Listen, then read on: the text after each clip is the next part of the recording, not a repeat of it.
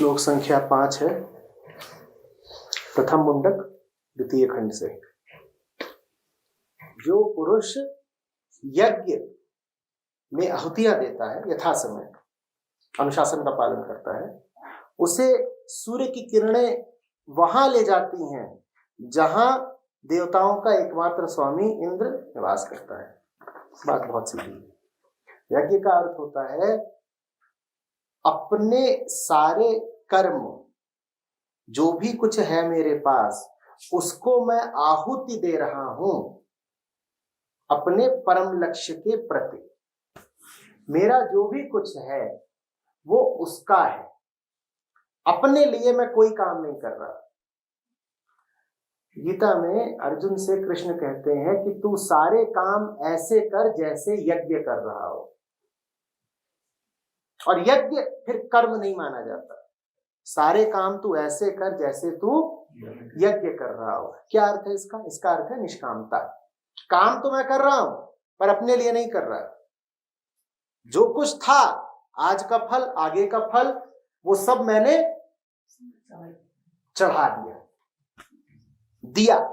और किसको दिया? उसको दिया जो ऊंचे से ऊंचा है, जिसकी ओर इन ज्वालाओं की दिशा है। ये यज्ञ है। इसीलिए वैदिक साहित्य में यज्ञ को इतना स्थान दिया गया है कि आपके पास जो कुछ था आपने उसको दे दिया। और किसको दिया? अग्नि को दिया, जो मिटा देगी वो सब कुछ जो आपके पास था। इसीलिए पारसियों में अग्नि की इतनी श्रेष्ठता है। क्यों है?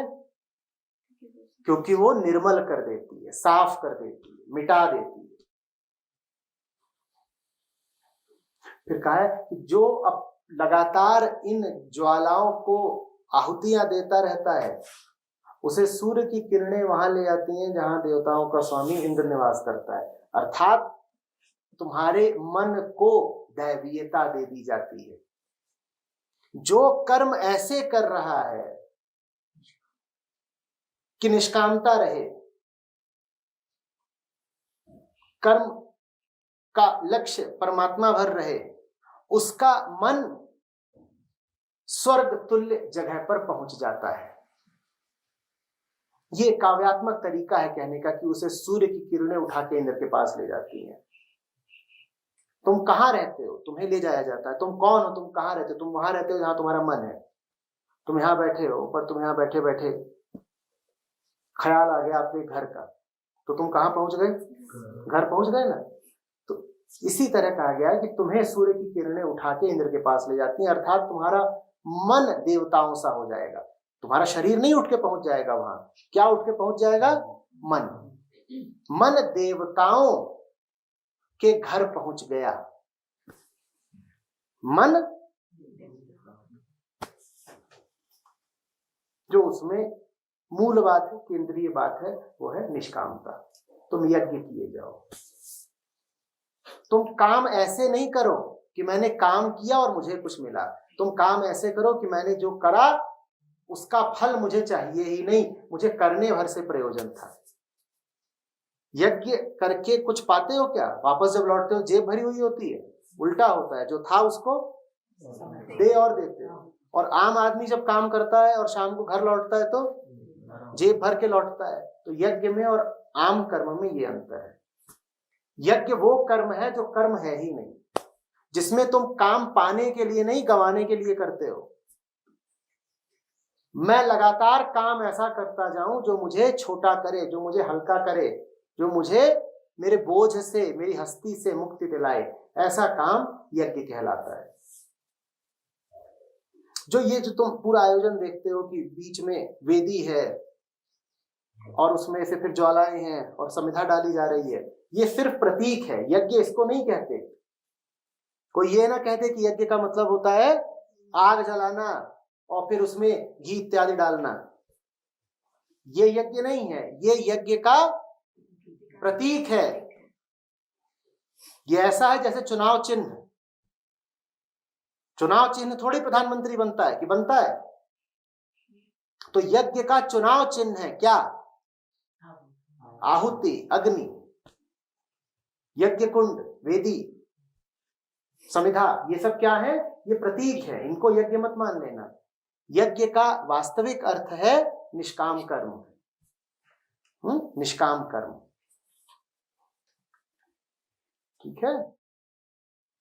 मुंडकोपनिषद प्रथम मुंडक प्रथम खंड 8वां श्लोक। विचार रूप तप से ब्रह्म वृद्धि को प्राप्त होता है, उससे अन्न उत्पन्न होता है। अन्न से प्राण, मन, पंच महाभूत, लोक, कर्म और कर्मफल उत्पन्न होते हैं। ये जितनी बातें कही गई हैं कि उत्पन्न होती हैं, वो सब क्या है? उनमें साझी बात क्या है? अन्न, प्राण, मन, पंच महाभूत, लोक, कर्म, कर्मफल, इन सब में साझी बात क्या है? ये सब लौकिक हैं। ये सब क्या है? सांसारिक है, लौकिक है, भौतिक है। अन्न, प्राण, कर्म, कर्मफल, ये सब क्या है? ये दुनियादारी की चीजें हैं। और कहा जा रहा है कि तप से ब्रह्म वृद्धि को प्राप्त होता है और फिर उससे ये सब उत्पन्न होते हैं, पंच महाभूत, अन्न इत्यादि।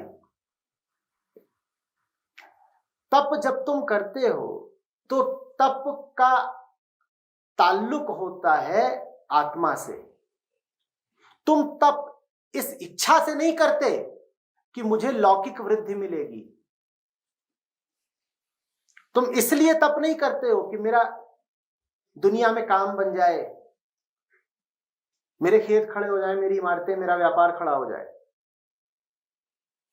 पर यह सूत्र बहुत कीमती है। सूत्र तुम्हें बता रहा है कि तुम्हारी तपस्या जो कि होती इसलिए है कि तुम्हारा आंतरिक जगत खुशहाल हो जाए, मात्र आंतरिक जगत को ही नहीं, तुम्हारे बाह्य जगत को भी वृद्धि दे देती है, परिपूर्ण कर देती है।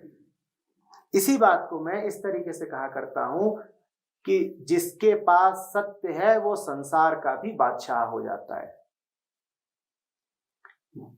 तुम सत्य की ओर इसलिए नहीं बढ़ते, इस कामना से नहीं बढ़ते कि मुझे संसार मिल जाए। वास्तव में जो सत्य की ओर बढ़ा है वो तो संसार की निस्सारता को देखकर बढ़ा है। तो चाहत तुम्हारी बस ये होती है कि वो मिल जाए।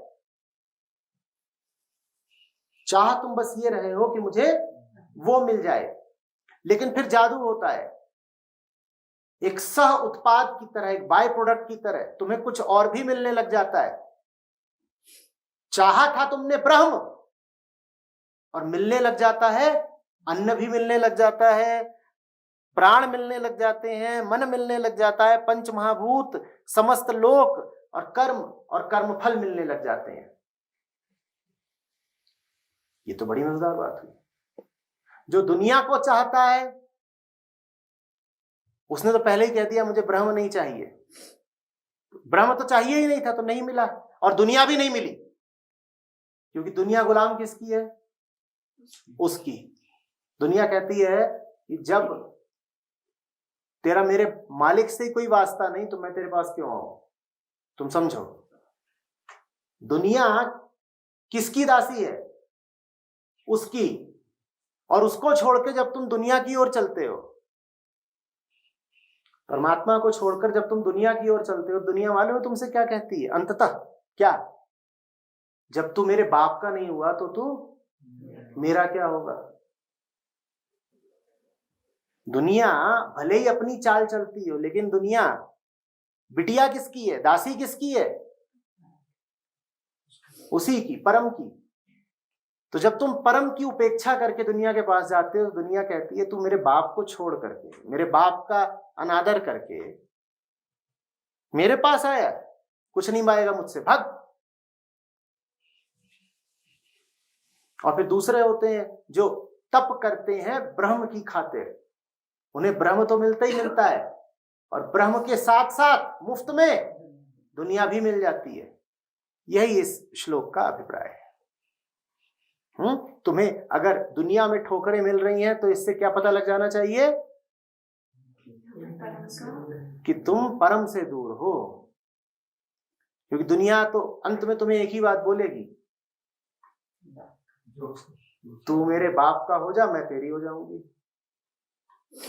तू मेरे बाप का हो जा, मैं तेरी हो जाऊंगी। तो दुनिया अगर तुम्हें नहीं मिल रही है, दुनिया में ठोकरे खाते हो, परेशान रहते हो, तो वजह साफ है, तुम दुनिया के बाप के नहीं हुए हो। दुनिया फिर अपने आप तुम्हारी हो जाती, हुई नहीं।